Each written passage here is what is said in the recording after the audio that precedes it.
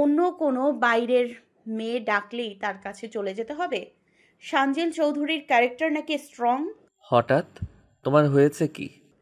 আপনি কোথাও যেতে পারবেন না। আমার কি হয়েছে না হয়েছে সেসব দেখতে হবে না। এবার ফিহা আর চুপ থাকলো না, বলল, কোনো প্রয়োজনে তুই এভাবে আটকাতে পারিস না স্প্রিয়া। স্পৃহা শুধু ঠোঁটে আঙুল দিয়ে ইশারায় চুপ থাকতে বলল ফিহাকে। তারপর সুন্দরকে বলল, বাহ, খুব সাহস দিয়েছেন তো বাইরের মেয়েদের আমার সাথে উচ্চস্বরে কথা বলে। আমি বিয়ে করব না। ওকে মেরে ফেলি? ফিহা চমকে উঠে সুন্দরের কথা শুনে আতঙ্কিত হয়ে বলে, নিজের কাজ শেষ আর আমাকে এখন মেরে ফেলতে চাচ্ছেন? স্পৃহা প্রশ্নবোধক দৃষ্টিতে তাকায় সুন্দরের দিকে। কি কাজ করেছেন ওর সাথে? নিজের চরিত্রে ঠিক নেই আর আমার ওপর নজরদারি করেন। সুন্দর স্পৃহার উপর নিজের হাত তুলতে গিয়েও নামিয়ে নিল। ব্যক্তিগত মানুষের সাথে যা হবে সব ব্যক্তিগতভাবেই হোক। কণ্ঠ শান্ত করে বলল, ওকে আমি এখনই মেরে ফেলতে পারি, কিন্তু সত্যি তুমি জানো আগে, তারপর মারবো। কিসের সত্যি? ওই মেয়ে বলুক নোংরা মানুষদের নিয়ে কথা বলতে ইচ্ছে করে না। ফিহা বেশ উত্তেজিত হয়ে সুন্দরের দিকে তাকিয়ে বলল, আপনার ভাই নোংরা মানুষ? সুন্দর কেয়ারলেস ভাবে ফোন দেখছে। স্পৃহা ফিহাকে বলল, ওনার ভাইয়ের সাথে তোর সম্পর্ক আছে? ফিহা জবাব দেয় না করো স্পৃহা আবার বলে, আমি আরিয়ানকে ভালোবাসি, ওর সাথে রিলেশন আমার। ওকে যেন প্রাণে না মারে, তার বিনিময়ে এতদিন রিহান ভাইয়ের ক্ষতি করেছি আমি, কিন্তু আজ আরিয়ানের কোনো খোঁজ পাচ্ছি না। সুন্দর ফোনের দিকে তাকিয়েই বলল, পাবেও না আর। একে তো এত রাতে জোর করে কাজীকে প্রায় টেনে আনা হয়েছে, তার ওপর এখন আর এভাবে সময় নষ্ট করছো কেন? বিরক্ত হয়েই তিনি বলল, বিয়ে কোনো ছেলে খেলা নয়, আমাকে এভাবে এনে বসিয়ে রাখার কোনো মানে নেই। কাজীর মুখে এমন কথা শুনে সুন্দর অগ্নি দৃষ্টিতে তার দিকে তাকায়। কি করে কোনো মানুষের এত সাহস হলো যে তার সাথে উচ্চস্বরে কথা বলে? স্পৃহাও পরিস্থিতি বুঝতে পেরে সুন্দরের দিকে তাকিয়ে বলে, ঠিকই বলেছেন উনি। আপনি ছেলে খেলাই করছেন। বিয়ে করতে চান না, খোলাখুলি বললেই তো হয়। সবাইকে এভাবে বসিয়ে না রাখলেও পারতেন। আমি উঠছি। এই বলে স্পৃহা উঠতে গেলেই সুন্দর হ্যাচকা টান দিয়ে তাকে তার কোলে বসিয়ে শাড়ির আঁচল ভেদ করে উষ্ণ পেটে নিজের শীতল হাত রাখে। স্পৃহার শরীরের উষ্ণতা সুন্দরকে গরম করে তুলছে। অন্যদিকে সুন্দরের হাতের শীতল অনুভূতিতে স্পৃহা তীর তীর করে কাঁপছে। কাঁপা কাঁপা কণ্ঠে নিচের দিকে তাকিয়ে বলে, ছাড়ুন, এখন অন্তত এই অসভ্যের মতো আচরণ করবেন না। স্পৃহার এমন ফিসফিসানি অনুরোধ সুন্দর রাখল না, বরং পূর্বের তুলনায় বেশি জোরে তাকে চেপে ধরে বসে রইল। এরপর সকলের দিকে সোজা দৃষ্টি রেখে বলল, বিয়ের কাজ তাহলে শুরু হোক।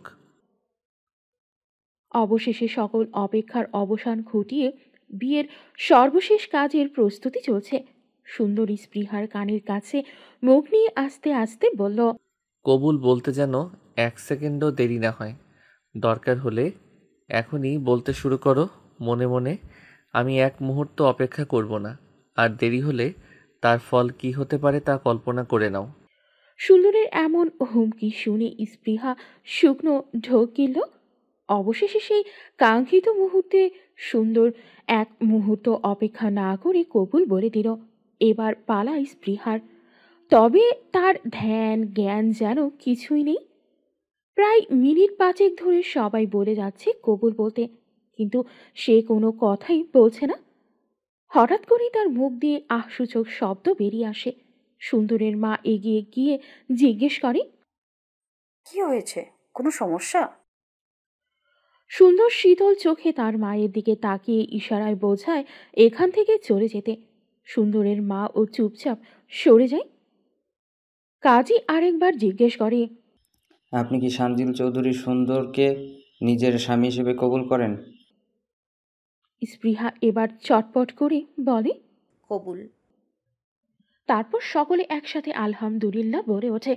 সুন্দর বিয়ে সম্পন্ন হওয়ার সঙ্গে সঙ্গে স্পৃহাকে কোলে তুলে নিজের রুমে নিয়ে গেল। এদিকে বাড়ির সকলে হাঁ করে তাকিয়ে রয়েছে তাদের দিকে। স্পৃহা নিজেও হতবাক। সুন্দরের বেপরোয়া স্বভাবের কথা সকলেই জানে, তাই কেউ কিছু বললেও কোনো কিছু যাবে আসবে না তার। এ কারণে বাড়ির সবাই আবার যে যার কাজে ব্যস্ত হয়ে পড়ল। এদিকে স্পৃহাকে রুমে এনেই দরজা লাগিয়ে দেয় সুন্দর। তারপর ডিভানে তাকে শুইয়ে নিজে ফ্রেশ হতে চলে যায়। এভাবে শুয়ে থাকতে স্পৃহার ভীষণ অস্বস্তি বোধ হচ্ছিল। অন্যদিকে সুন্দর এত রাতেও শাওয়ার নাই। তার স্পর্শের উষ্ণতায় যেন তার শরীর থেকে ভাব বের হচ্ছে। একটা সাদা টাওয়েল কোমরে পেঁচিয়ে বেরিয়ে এলো সুন্দর। তার পুরো শরীরে পানির বিন্দুগুলো মুক্তার মতো চকচক করছে। কপালের ওপর পড়ে থাকা চুল দিয়ে পানি পড়ছে তার কপাল বেয়ে। সুন্দরের দিকে এক দৃষ্টিতে তাকিয়ে আছে স্পৃহা। তার চোখ গিয়ে আটকে আছে সুন্দরের কণ্ঠমণির ওপর। ঢোক গিরে গলা ভেজালো সে। কি ভয়ানক নেশার মতো লাগছে সুন্দরকে। স্পর্শ? হুম। এক ধ্যানে তাকিয়ে জবাব দেয় স্পৃহা। বেশ কিছুক্ষণ সময় নিল বুঝতে যে সুন্দর তাকে ডেকেছে। বুঝতে পেরেই মাথা ঝাঁকিয়ে নেড়ে চেড়ে বসল সে। স্পৃহার এমন অবস্থা দেখে সুন্দর মুচকি হাসে। তারপর তার দিকে এগিয়ে শাড়ির আঁচল সরিয়ে বা কাঁধে জড়ো করে রাখে। সুন্দরের এমন কাণ্ডে হতবাক হয়ে স্পৃহা তার দিকে চোখ বড় করে তাকায়। স্পৃহার অবাক হওয়া দেখে সুন্দর বলে, ঘোর লাগানো কণ্ঠ নিয়ে স্পৃহা জবাব দেয়, কোথায়? সুন্দর এবার তার চোখের সামনে দুবার তুড়ি মেরে বলে, নিজের পেটের দিকে তাকিয়ে একবার দেখেছ? স্পৃহার যেন হুঁশ ফিরে আসে আবার পেটের দিকে তাকাতেই। আরও একবার অবাক হয়ে সুন্দরের দিকে তাকায়। তারপর বা হাত দিয়ে পেটে হাত দিয়ে বলে, রক্ত? ঔষধ আর তুলা এনে সুন্দর তার পেটে লাগিয়ে দিতে দিতে বলে, জি ম্যাডাম, একটু হুঁশে ফেরার চেষ্টা করুন। এত দুর্বল নাকি আপনি? রক্ত কিভাবে এলো আমার পেটে? আপনার পেটে আমার বেবি ছিল, বের করতে গিয়ে রক্ত বেরিয়ে গিয়েছে। আর কিছু? সুন্দরের এমন জবাবে টমেটোর মতো লাল স্পৃহা। ফ্লোরের দিকে তাকিয়ে নিজের পায়ের নখ দিয়ে খোঁচাতে থাকলো অনবরত। সুন্দরের চুল থেকে ফোঁটা ফোঁটা পানি স্পৃহার ওপর পড়ছে, আর স্পৃহার চোখ বারবার আটকে যাচ্ছে সুন্দরের খোলা উদরের দিকে। এই লোকটা এত সুন্দর করে ফিটনেস ধরে রেখেছে, নিজের নজর বারবার সরাতে চাইলেও পারছে না সে। তাই এমন করুণ অবস্থা বুঝতে পেরে বাধ্য হয়ে হুট করে উঠে দাঁড়ায় সে।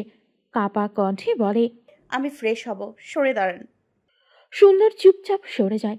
স্পৃহা ওয়াশরুমে চলে গিয়েছে ফ্রেশ হতে। এদিকে সুন্দর বেশ ভালোভাবে বুঝতে পেরেছে স্পৃহা কতটা ঘায়েল হয়েছে। সেও মনে মনে আওড়াতে থাকে, এইটুকুতেই এই অবস্থা মিসেস চৌধুরী? আভি তো পিকচার্স বাকি হ্যাঁ মেরি জান। অনেকক্ষণ হয়ে গেল স্পৃহা ওয়াশরুম থেকে বের হচ্ছে না। নিজেই নিজের কপাল চাপড়াচ্ছে। হঠাৎ করে তার হলো কি? সে তো এত দুর্বল না। এত সুন্দরকে দেখে তার পেটের মধ্যে বাটারফ্লাই গুলো এমন দৌড়াদৌড়ি শুরু করেছে কেন? স্পৃহা এবার নিজেই নিজের পেটে হাত রেখে বাচ্চাদের মতো কান্না করতে করতে বলে, butterfly, butterfly, where are you going? তখনই সুন্দর বাইরে থেকে ডেকে উঠল। বাটারফ্লাই? সুন্দরের ডাক শুনে জিহ্বাতে কামড় দিয়ে এক হাত মাথায় নিয়ে বলে উঠল, এই রে, শুনে ফেলো নাকি? ঝড়ের বেগে দরজা খুলে উকি মেরে বলল, কি বললেন আপনি আমাকে? সুন্দর একটা সাদা টি শার্ট ও কালো ট্রাউজার পরে ইনোসেন্ট ফেস নিয়ে দাঁড়িয়ে রয়েছে। স্পৃহার উত্তরে প্রশ্নের উত্তরে মাথা ঝাঁকিয়ে বলল, কই কিছু না তো। স্পৃহা দরজাটা লাগাতেই যাবে, সুন্দর তখন আবার ডেকে উঠল, স্পর্শ? আজকে কি ওয়াশরুমেই রাত কাটাবে? বের হবে না? বেরিয়ে আপনার সাথে থাকার থেকে এখানে থাকাই ভালো। স্পৃহাও খেয়াল করল তার পেটে বাটারফ্লাইস ওড়াউড়ি করা বন্ধ করে দিয়েছে। সুন্দর যে জামা কাপড় পরে নিয়েছে, এই জন্য কি সব ঠিক হয়ে গেল?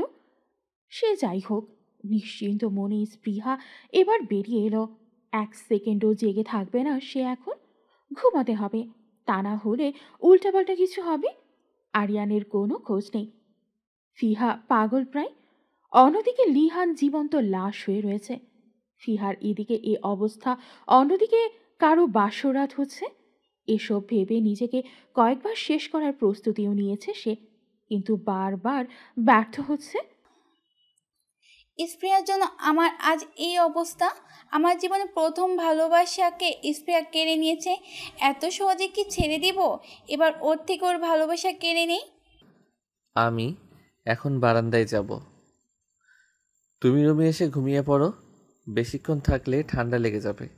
এই বলে সুন্দর বারান্দায় চলে যাই। এসব কথা নিজেই বলতে বলতে পাগলের মতো হাসতে লাগলো ফিহা। তার মনের মধ্যে কি চলছে একমাত্র সে ব্যতীত কেউই জানে না। মিসেস চৌধুরী লিহানের দিকে অসহায় দৃষ্টিতে তাকিয়ে রয়েছে। কি অপরাধ তার? বাইরের একটা মেয়ের জন্য, স্পৃহার জন্য এই অবস্থা। সুন্দর বারান্দায় গিটার নিয়ে বসেছে। তার কণ্ঠ মনে হচ্ছে অ্যালকোহল খেয়েছে সে। নয়, স্পৃহা ঘুমানোর চেষ্টা করেও থাকতে পারছে না। পেটে হাত দিয়ে এপাশ ওপাশ করছে। তার সুন্দর ওদিকে গান গেয়ে চলেছে। तू ही है मुझको बता दे, चाहूं मैं या ना, अपने तो दिल का पता दे, चाहूं मैं या ना, इतना बता दूं तुझको, चाहत पे अपनी मुझको यूं तो नहीं इख्तियार, फिर भी ये सोचा दिल ने, अब जो लगा हो मिलने, पूछूं तुझे एक बार हो, तू ही ये मुझको बता दे, चाहूं मैं या ना, अपने तो दिल का पता दे, चाहूं मैं या ना। হঠাৎ এই গান থেমে গেল তার। গানের আর কোনো আওয়াজ না পেয়ে স্পৃহা দেখতেই যাবে, তখনই তাকিয়ে দেখে সুন্দর ঠিক তার মুখের উপর এক হাত ওপরে। সে চমকে উঠে বলে, আপনি এখানে? বারবার এপাশ ওপাশ করছো কেন? কোনো সমস্যা হচ্ছে?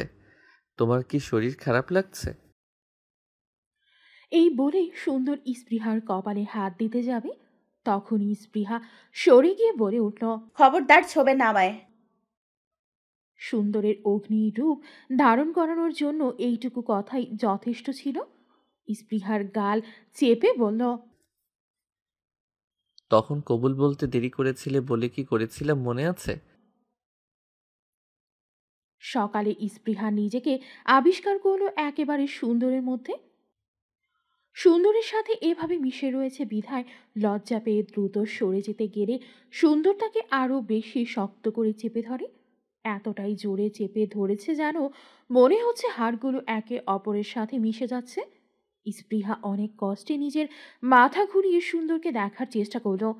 এদিকে সুন্দর চোখ পিট পিট করে মুচকে হাসছে। আর না পেরে স্পৃহা এবার বলল, দয়া করে ছাড়ুন, কষ্ট হচ্ছে আমার। বলতেই যত না দেরি হলো তার চেয়ে তত দ্রুত সুন্দর তাকে ছেড়ে দেয়। স্পৃহাকে নিজের দিকে ঘুরিয়ে বেশ মরিয়া হয়ে তাকে জিজ্ঞেস করতে থাকে, স্পর্শ কি হয়েছে তোমার? কষ্ট কেন হচ্ছে? যেভাবে চেপে ধরেছিলেন একটুর জন্য দম বন্ধ হয়ে যায়নি। হাড়গুলো ঠিক আছে কিনা কে জানে। তোমার শরীরে হাড় আছে? আমার তো মনে হয় তুলা দিয়ে বানানো শরীর। বলেই গালে বেশ গভীরভাবে চুম্বন করে। এদিকে তাদের মধ্যে কি কি হয়েছে এসব ভেবে চিন্তার মধ্যে পড়ে গেছে স্পৃহা। এত কাছাকাছি তারা কিভাবে এলো? এভাবেই কি ঘুমিয়েছিল? এইসব চিন্তা করতে করতে স্পৃহা নিজেকে ছোটানোর চেষ্টা করছে। সুন্দর আবারও চোখ অফ বন্ধ করে স্পৃহার কানের কাছে ফিসফিসিয়ে বলল, এত নড়াচড়া করো না তো, চুপ করে শুয়ে থাকো। স্পৃহা কাঁদো কাঁদো গলায় বলল, ওয়াশরুমে যাব। কিন্তু সুন্দরের সোজা শক্ত জবাব। আমি যখন যেতে বলবো তখন যাবে। সুন্দরের এমন আচরণের কারণ স্পৃহা বুঝতে পারছে না, যদিও সে বরাবরই এমন। কিন্তু তাই বলে ওয়াশরুমে যেতে গেলেও তার পারমিশন লাগবে? এমন বিষাক্ত ব্যবহার করে তার সাথে কি করে কেউ থাকবে? বিরক্তের সুরে তাই সুন্দরকে জিজ্ঞেস করল। শ্বাস নেই। সুন্দরও খুশিতে গদগদ হয়ে বলল। এই বলে নিজের মুখটা স্পৃহার কাছাকাছি নিতে স্পৃহা তার হাত দিয়ে সুন্দরের মুখ স্পর্শ করল। তারপর সুন্দরকে সরাসরি বলল, এই তো, এইবার বউ বউ মনে হচ্ছে। আসলে তো বউদের উচিত সব কাজই স্বামীর থেকে পারমিশন নিয়ে করা। আমি হেল্প করব শ্বাস নিতে। আগে ফ্রেশ হয়ে আসুন। ও, তার মানে তুমি অনুমতি দিচ্ছ? ওয়েট বেবি, ফ্রেশ হয়ে আসি, তারপর দেখো কি করি। সুন্দর এক লাফে সোজা ওয়াশরুমে। এদিকে ভয় স্পৃহার হাত ঠান্ডা হয়ে আসছে। হাত মোচড়াতে মোচড়াতে দরজা খুলে বাইরে চলে যায় সে। সুন্দরের মায়ের সাথে থাকলে নিশ্চয়ই টেনে নিয়ে আসতে পারবে না। তাই স্পৃহার সিদ্ধান্ত নেয় সে মিসেস সাবিনা চৌধুরীর রুমে গিয়ে ঘুমিয়ে পড়বে। যেই ভাবা সেই কাজ। কিন্তু দরজা খুলে সিঁড়ির কাছে যেতেই সুন্দর রুম থেকে স্পৃহাকে জোরে ডাক দেয়। আর এদিকে তার কিছুক্ষণের মধ্যেই হঠাৎ করে স্পৃহা জোর করে চিল্লিয়ে একেবারে নিশ্চুপ হয়ে যায়। তার চিল্লানোর শব্দেই বাড়ির সকলেই জড়ো হয়েছে। সুন্দর এসে দেখে স্পৃহা নিচে সিঁড়ির কোণায় অবচেতনভাবে পড়ে রয়েছে। এই দৃশ্য দেখে সুন্দর যেন আর নিজের মধ্যে নেই। পাগলের মতো আচরণ শুরু করে দেয় সে। স্পৃহাকে তুলে তার মাথা নিজের কোলের মধ্যে নিয়ে সকলের দিকে তাকিয়ে হুঙ্কার দিয়ে ওঠে। তার কথা যেন একদম তীরের মতো সকলের কানে গিয়ে বাজছে। সবাইকে উদ্দেশ্য করে বলে, আমার স্পর্শকে কে ফেলেছে? ওর যদি কিছু হয় এই বাড়িকে কবরস্থান বানিয়ে ফেলবো। সুন্দরের সন্দেহের তালিকা প্রথমেই রয়েছে ফিহা। রক্ত লাল চোখ নিয়ে ফিহার থেকে তাকিয়ে গার্ডদের উদ্দেশ্য করে বলে, এ আবর্জনাকে আমার টর্চার রুমে নিয়ে যাও। সুন্দরের হুঙ্কারে বাড়ির প্রত্যেকে কাঁপছে। বেশ অনেকক্ষণ ধরেই সুন্দর স্পৃহার জ্ঞান ফেরানোর চেষ্টা করেই চলেছে, কিন্তু স্পৃহার কোনো সাড়া শব্দ নেই। তিনজন ডক্টর এসে রুমের এক কোণায় দাঁড়িয়ে রয়েছে। সুন্দর তাদের কাউকেই স্পৃহাকে স্পর্শ করতে দিচ্ছে না। সকলে অনেকক্ষণ সুন্দরকে এ বিষয়ে বোঝানোর পরও সে অনুমতি দেয়। তবে তার কড়া নির্দেশ কেউ হাতে গ্লাভস না পরে তার স্পর্শকে স্পর্শ করতে পারবে না। তাই ডক্টররা বাধ্য হয়ে এভাবেই চেক আপ করতে থাকেন। এই প্রথম সুন্দরের চোখে কেউ পানি দেখল। চোখ তার অসম্ভব লাল, চুলগুলো উস্কো খুস্কো হয়ে রয়েছে। মাত্র 5 মিনিটের মধ্যে প্রায় 500 বার জিজ্ঞেস করে বসল, আমার স্পর্শের কি হয়েছে? স্পর্শ কথা বলছে না কেন? স্পর্শের জ্ঞান ফিরছে না কেন? স্পর্শ কি ঠিক আছে? আমার স্পর্শের কোনো অসুবিধা হচ্ছে? আমার স্পর্শ কষ্ট পাচ্ছে? আপনারা কি করছেন দেখুন। তিনজন ডক্টর একে অপরের মুখের দিকে তাকালো। তারা নিজেরাই বুঝতে পারছে না কি হয়েছে। এতক্ষণ হয়ে গেল জ্ঞান ফিরল না কেন? এদিকে সুন্দর একের পর এক পানির ঝাপটা দিয়েই চলেছে স্পৃহার মুখে। ডাক্তাররা অবশেষে সুন্দরকে জানায় যে জ্ঞান না ফিরলে যে কোনো একটা ভালো ক্লিনিকে ভর্তি করাতে। I am prepared. যে করেই হোক তার স্পর্শকে সুস্থ হতেই হবে। অবশেষে অনেকক্ষণ পর স্পৃহা পিট পিট করে চোখ মেলে তাকায়। তার দৃষ্টি ঝাপসা আশেপাশে অনেকক্ষণ ধরে তাকিয়ে থাকে। একজন ডক্টর তার কাছে গিয়ে তাকে জিজ্ঞেস করে। ডক্টরের কথাটি পুরোপুরি শেষ হওয়ার আগেই সুন্দর তার হাত মুঠো করে ঠিক মুখ বরাবর মেরে দেয়। ডক্টরের মুখ দিয়ে রক্ত ছিটকে পড়ল। চশমা ভেঙে নিচে পড়ে গেল। ডক্টর মুখে হাত দিয়ে ঘাড় ঘুরিয়ে সুন্দরকে দেখতেই সুন্দর রক্তলাল চোখ নিয়ে হিংস্রতার সাথে চিল্লিয়ে বলল, এত সাহস কি করে হয় আমার স্পর্শকে আমার আগে জিজ্ঞেস করার যে তার কেমন লাগছে? বাকি দুজন ডাক্তার সেই ডক্টরকে নিয়ে পিছিয়ে গেলেন। সুন্দর তার স্পর্শের কাছে এসে গালে আলতো করে হাত রেখে বলল, স্পর্শ কেমন লাগছে তোমার? খুব কষ্ট হয়েছে? খুব ব্যথা পেয়েছো? কিন্তু স্পৃহা কোনো জবাব দিল না।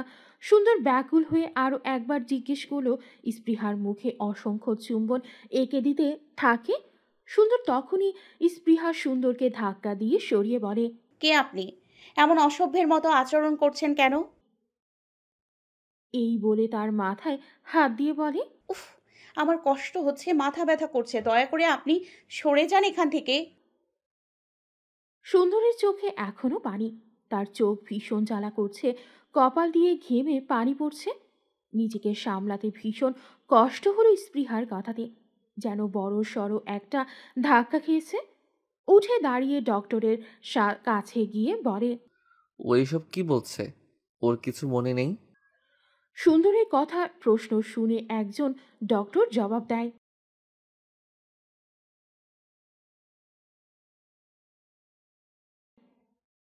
এই বলে তিনজন ডক্টরই সেখান থেকে চলে গেলেন। সুন্দরকে একটু দেখলেই স্পৃহা অতিরিক্ত উত্তেজিত হয়ে পড়ছে। সুন্দরও কোনো কথা ছাড়া রুম থেকে বেরিয়ে যায়। নিজের রুমে গিয়ে একটি লোহার তার নিয়ে তার হাতের সাথে শক্ত করে পেঁচিয়ে রাখে। ঠিক ততটাই শক্ত করে রেখেছে যতটা শক্ত করে হাত কেটে হাত দিয়ে রক্ত পড়ে। সুন্দরের হাতের অবস্থা একেবারে বিধ্বস্ত। নিশ্চয়ই তার স্পর্শের এ অবস্থা ফিহা করেছে। হাতে তার পেঁচিয়ে সুন্দর ফিহার সাথে দেখা করতে যায়। ফিহার দৃষ্টি একেবারে স্থির। সুন্দর তার সামনে চেয়ার টেনে বসল। আমার স্পর্শের সাথে কেন এমন করলে? আমি তোমার ক্ষতি করেছি কি? আমার আরিয়ান কোথায়? ও, তার মানে স্পর্শের এই হাল তুমি করেছ। আমার প্রথম থেকে তোমার প্রতি সন্দেহ হয়েছিল। ফিহা আবার একই প্রশ্ন করল। আমার আরিয়ান কোথায়? ফিহার দৃষ্টি স্থির হলেও ভয়ানক শীতল। দেখে কেমন অদ্ভুত লাগছে। সুন্দর তার দিকে তাকিয়ে বলল, এই মেয়ে, তুমি কি আমাকে হুমকি দিচ্ছ? আমার স্পর্শের দিকে কেউ চোখ তুলে তাকালে তার চোখ আমি রাখি না। হ্যাঁ, আর তোমার আরিয়ান তো আমাদের স্পর্শকে বিয়ে করার স্বপ্ন দেখেছিল। ভেবে নাও কি হয়েছে ওর।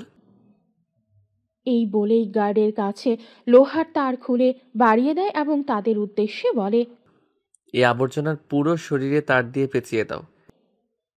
সুন্দরের নিজেকে বড় অসহায় লাগছে, তাই ঘণ্টাখানিক সে একা থাকার পর আবার স্পৃহার কাছে ফিরে গেল।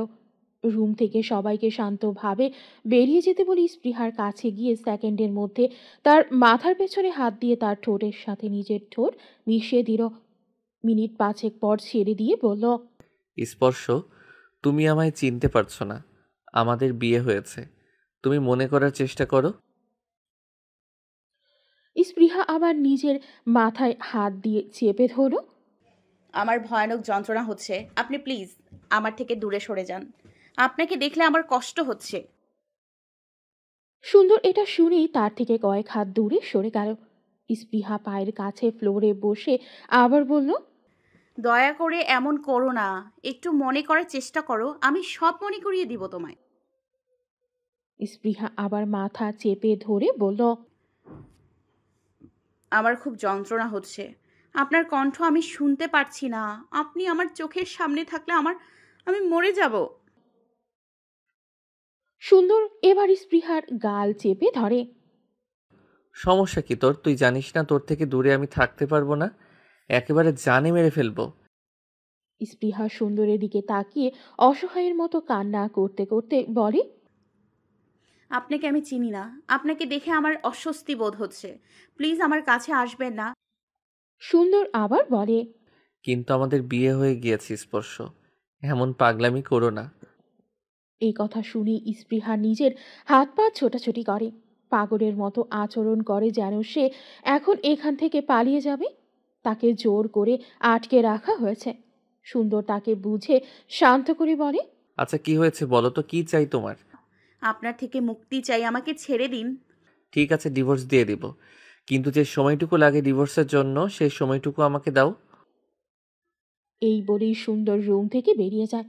ডিভোর্সের জন্য তার পার্সোনাল লয়ারকে কল দিয়ে পেপার রেডি করতে বলে। নিশ্চুপ অন্ধকার একটি রুম। শুধু রুম বললে চলে না, বিশাল এক হল রুম। রুমটা নিশ্চুপ হলেও আশপাশ থেকে আসছে সব শিওরানো সকল আওয়াজ। ভেতর থেকে আসছে রক্তের গা গোলানো ভয়ানক গন্ধ। এই অন্ধকারের মধ্যে কোনো কিছুর উপস্থিতি যে কারো মেরুদণ্ড দিয়ে ঠান্ডা হাওয়া বইয়ে দিতে সক্ষম হবে। এই তীব্র অন্ধকারের মধ্যেও যেন এক জীবন্ত লাশ হাঁটছে। রক্ত পড়ছে অঝরে তার চোখ দিয়ে। এদিকে একটানা কুকুরের চিল্লানো অশরীরী কিছুর উপস্থিতির জানান দিচ্ছে। সুন্দর তার পার্সোনাল লয়ারের সাথে কথা বলে আবার রুমের ভেতরে যায়। স্পৃহার পাশে বসে শান্তভাবে বলে, লয়ারের সাথে কথা বলেছি, যত দ্রুত সম্ভব উনি কাজটি করে দিবেন।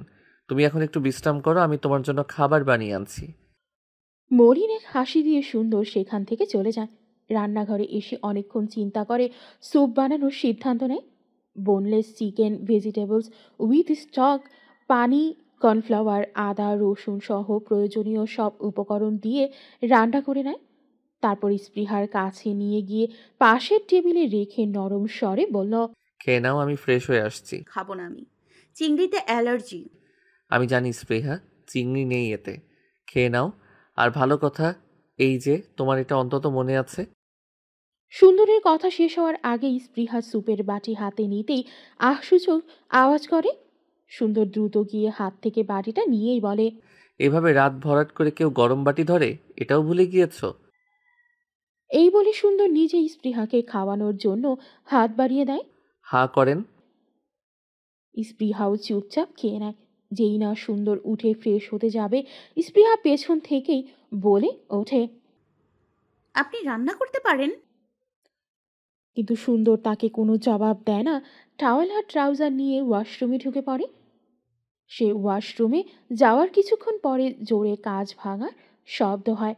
স্পৃহা এত জোরে আওয়াজ পেতেই দ্রুত গিয়ে ওয়াশরুমে দরজায় নক করে। বেশ কিছুক্ষণ ধরে দরজা ধাক্কানোর পরে সুন্দর তা খুলে দিয়ে নিজের মাথা মুছতে মুছতে স্পৃহাকে জিজ্ঞেস করল। কি ব্যাপার, এত উত্তেজিত কেন?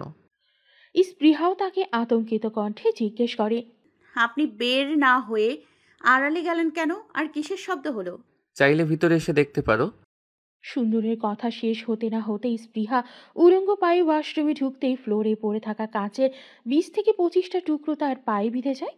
সুন্দর সান্ত্বনার সুরে সুরে বলল, উফ স্পৃহা, দেখে আসবে না? রক্তে ফ্লোর ভেসে যাচ্ছে। সুন্দর এগিয়ে এসে আবার বলল, ইস, আচ্ছা একটু সরে দাঁড়াও, আমি বের হই। স্পৃহার চোখে পানি টলমল করছে। সুন্দরের দিকে অসহায় চোখে তাকায়। সুন্দরী স্পৃহাকে সরিয়ে বেরিয়ে এলো। টাওয়াল রেখে আবার স্পৃহার কাছে গিয়ে বলল, কি হলো, বেরোচ্ছ না কেন? আপনি কি মানুষ? স্পৃহার চোখ দিয়ে অঝরে পানি পড়ছে। অবশেষে সুন্দর তাকে কোলে তুলে নিয়ে আসে। সুন্দরের ঠান্ডা শরীর, তার সুঘ্রাণে কাঁপুনি উঠছে স্পৃহার। ঠোঁট ছুঁয়ে দেখার বাসনা জাগে তার। নিজের মুখ যেন বারবার এই সুঠাম দেহের মধ্যে লুকিয়ে ফেলছে। সুন্দর স্পৃহাকে বিছানায় এনে শুইয়ে দিল। হাতে অ্যান্টিসেপটিক দিয়ে বলল, কাচের টুকরোগুলো বের করে এটা লাগিয়ে নিও। খুব কেয়ারলেসভাবে সুন্দর কথাটি বলেই চলে যায়। এখন রাত 2টা বাজে। এই রাতে সুন্দর গাড়ি ড্রাইভ করছে। বারবার তার মনে হচ্ছে সে যেন নিজের মধ্যে নেই। গাড়ি সে চালাচ্ছে না, যেন কোনো এক চুম্বকীয় শক্তি গাড়ি টেনে নিয়ে যাচ্ছে। হঠাৎই এক জঙ্গলের মধ্যে গাড়িটি থেমে যায়। শুধুমাত্র কুকুরের ঘেউ ঘেউ শব্দ ছাড়া আর কোনো আওয়াজ নেই। সুন্দর গাড়ি থেকে নেমে 4 থেকে 5 মিনিট সময় মতো হাঁটল। 5 মিনিটের পর এই গম্ভীর জঙ্গল দিয়ে হাঁটার পরে তার সামনে পড়ল এক বড় ভুতুড়ে বাড়ি, যে বাড়ির দেয়াল দিয়ে রং খসে খসে পড়ছে। যে কেউ এখানে এলে ধরতে পারবে না যে এখানে কোনো বাড়ি রয়েছে। সুন্দর দৃষ্টিহীনভাবে সামনে এগিয়ে চলেছে। বাড়ির ভেতরে যেতেই থমকে যায় সে। তার সামনে এক নারীর অবয়ব, পরনে রক্তমাখা হলদে ধরনের শাড়ি, সাদা শাড়ি। গভীর জঙ্গল, জিনপরির আনাগোনা তো থাকতেই পারে, তাছাড়া রক্তের বিদঘুটে গন্ধ, নরপিশাচের আগমনও ঘটতে পারে। সুন্দর এক পলক দেখে আবার দৃষ্টিহীনভাবে তার দিকে এগিয়ে গেল। নারী অবয়বটি ঘুরে তাকালো সুন্দরের দিকে, মাথা বেঁকিয়ে গাল বড় করে ভয়ানক এক হাসি দিল। প্রতিটি দাঁত দিয়ে রক্ত পড়ছে তার। ভাঙা কণ্ঠে সুন্দরকে প্রশ্ন করল। কিছুক্ষণ থেমে আবারও বলল। সুন্দর কোনো জবাব দিল না। ধীরে ধীরে এগিয়ে চলেছে আরো বেশি অন্ধকারের মধ্যে। সে যত ভিতরে আগাচ্ছে তত নিস্তব্ধতা বেড়ে চলেছে। এরই মাঝে সেই রুম দিয়ে এক শব্দ তীব্র থেকে তীব্রতর আকার ধারণ করেছে। ফ্লোরে ভারী লোহার রড টেনে টেনে নিয়ে গেলে যেমন বিকট আওয়াজ হয়, ঠিক সেরকম আওয়াজ পাওয়া যাচ্ছে। কিছুক্ষণের শব্দ হয়ে সব আবার পূর্বের মতো স্তব্ধ হয়ে যায়। এরপর হঠাৎ করেই তীব্র আক্রোশ নিয়ে কোনো কিছুকে আঘাতের আওয়াজ আসে। 4 থেকে 5 বার এ আওয়াজ আসে। মনে হচ্ছে যেন রক্ত ছিটকে ছিটকে পড়ল।